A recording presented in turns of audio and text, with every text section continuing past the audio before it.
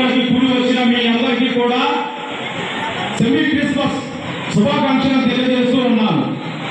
ఈ యొక్క కార్యక్రమానికి అధ్యక్షత వహిస్తున్నటువంటి మరి పెద్దలు పుల్లరావు గారికి, వేదిక మీద ఉన్నటువంటి పెద్దలందరికీ, ఈ యొక్క కార్యక్రమానికి ముఖ్య అతిథులైనటువంటి మన మాచిల నియోజకవర్గ శాసనసభ్యులు గౌరవనీయులు పెద్దలు శ్రీ జోలకంటి బ్రహ్మానంద రెడ్డి గారికి, వేదిక ఉన్నటువంటి సేవకులకు, సువార్థికులకు, సోదరి సోదరీమణులకు ప్రతి ఒక్కరికి కూడా ఈరోజు సెమీ క్రిస్మస్ శుభాకాంక్షలు వందనాలు తెలియజేసుకుంటూ ఉన్నాను.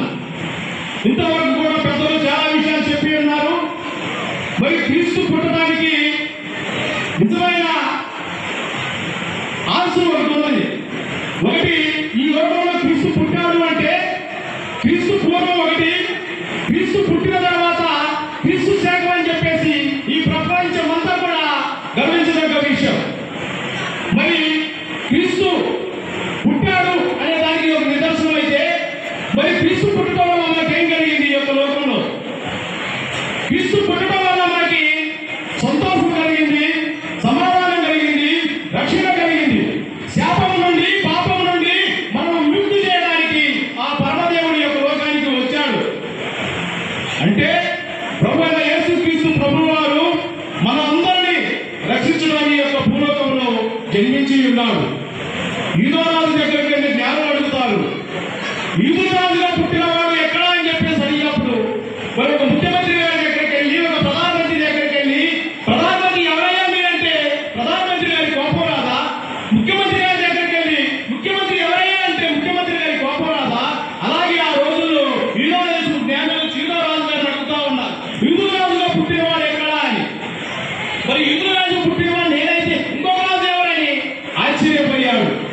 అలాగే ఈ యొక్క మన రాష్ట్రానికి మరి మనకి ఎన్డీఏ కూటమి ప్రభుత్వంలో మనకి సంతోషాన్ని, సమాధానాన్ని ఈ భూమి మీద ఎలాంటి ఒడిదుడుకులు లేకుండా మంచి పరిపాలన అందించడానికి మరి ఈ యొక్క మన ప్రభు అయిన దేవుడు ఈ లోకంలో ఉన్నటువంటి నమ్ముతున్నటువంటి ప్రతి ఒక్కరు కూడా మంచి పరిపాలన అందించడానికి మరి మన ముఖ్యమంత్రి గారు నారా చంద్రబాబు నాయుడు గారికి ఈ యొక్క నియోజకవర్గంలో మనకి 2024లో మెజార్టీతో గెలిచినటువంటి మన ప్రీతమ నాయకులు, మంచితనానికి మారు పేరు, వారి యొక్క కుటుంబం ప్రజాశ్రేయస్ కోసం ప్రయాసమైనటువంటి కుటుంబమైనటువంటి మన గౌరవనీయులు పెద్దలు జోలకంటి బ్రహ్మానంద రెడ్డి గారిని ఈ సందర్భంగా నేను గర్వంగా చెప్పుకుంటూ ఉన్నాను. ఎందుకంటే సెమీ క్రిస్మస్ అంటే యేసుక్రీస్తు పుట్టుక అంటే యేసుక్రీస్తు జననానికి ముందు జరుపుకునేదాన్ని మనం సెమీ క్రిస్మస్ అంట. సెమీ క్రిస్మస్ అంటే క్రీస్తు అంటే క్రీస్తుని ఆరాధించడం.